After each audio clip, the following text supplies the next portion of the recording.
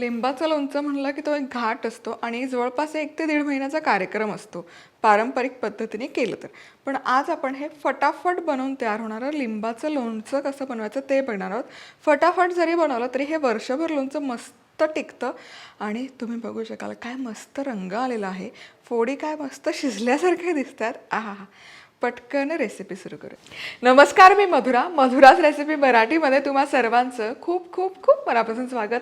आज आपण अतिशय झटपट म्हणजे जवळपास 15 ते 20 मिनिटाच्या आत हे लोणचं बनवून तयार होतं. कुकरमध्ये लोणचं बनवणार आहोत तरीही हे लोणचं छान वर्षभर टिकतं. अचूक अशा प्रमाणात ही रेसिपी आज आपण बघणार आहोत. पण अशाच मस्त मस्त झटपट रेसिपीसाठी पटकन मधुराज रेसिपीला यूट्यूबवर सबस्क्राईब करा.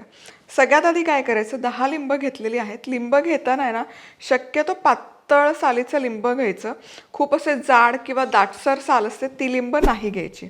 जरा टच करायचं, टच केलं की कळतं की साल जाडसर आहे का पातळसर आहे.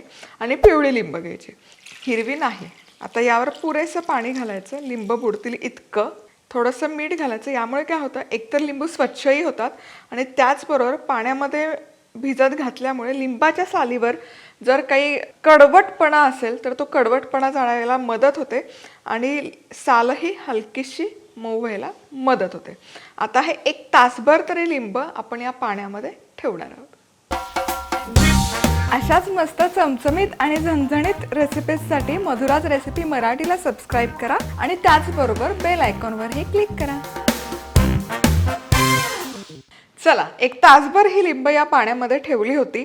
आता एक सुती कापड घ्यायचं, नॅपकिन किंवा इवन पेपर घेतला तरी चालेल.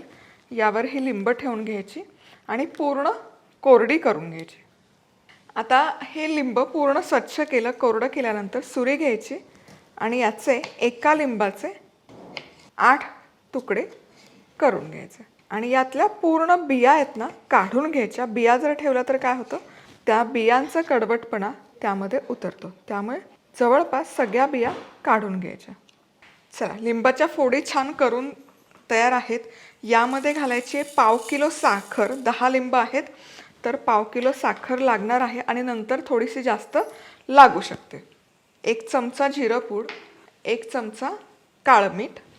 काळ्या मिठाने चव खूप छान येते या लोणच्यामध्ये.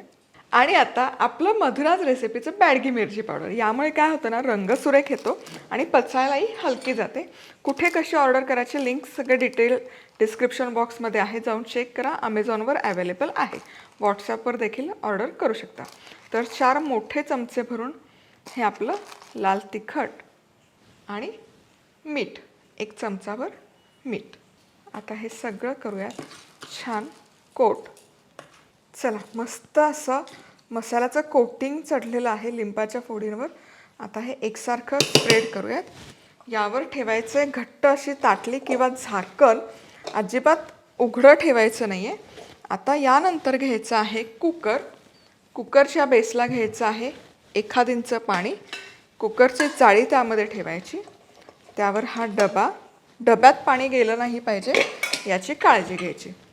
झाकण लावायचं आणि मध्यम आचेवर 10 शिट्ट्या काढायच्या. वाफवून घ्यायचं असेल तर कमीत कमी अर्धा तास तरी हे वाफवून घ्यायचं. चला, आता लिंबाचं लोणचं आहे ना आपलं छानपैकी 10 शिट्ट्या मी काढलेल्या आहेत. वा, क्या बात है. तुम्ही बघू शकाल छान या लिंबाच्या फोडी शिजलेल्या आहेत, मऊसूत झालेल्या आहेत. आता पुढे काय करायचं ते सांगते. आता काय करायचं, यातला हा जो सगळा रस आहे ना, हा रस फक्त आपण काढून घेणार आहोत एक पॅनमध्ये किंवा कढईमध्ये. चला, लोणच्याच्या फोडी अशा बाउलमध्ये मी काढून घेतलेल्या आहेत. आता हा बाउल साईडला ठेवा. इथे पॅनमध्ये ना हा जो सगळा रस काढून ठेवला, गॅस सुरू केलेला आहे. आता एकदा रस हा ढवळून घ्यायचा आणि हलकीशी त्याची चव घ्यायची. ऑलमोस्ट परफेक्ट आहे हे प्रमाण.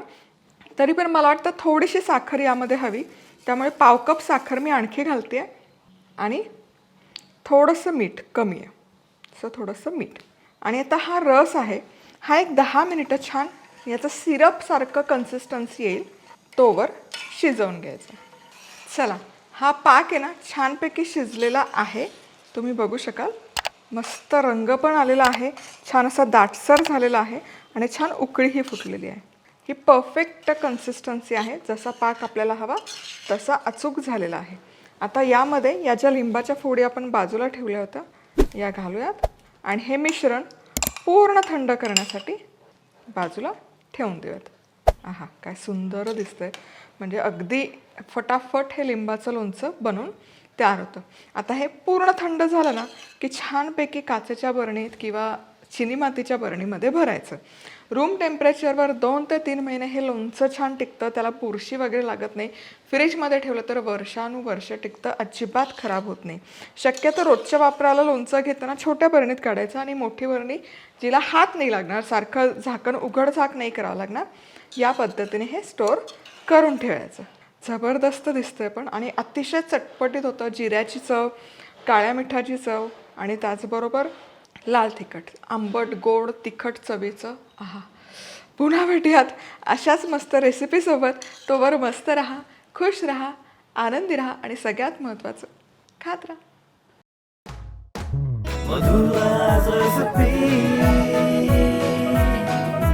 मधुराज रेसिपी, महाराष्ट्राची अस्सल चव.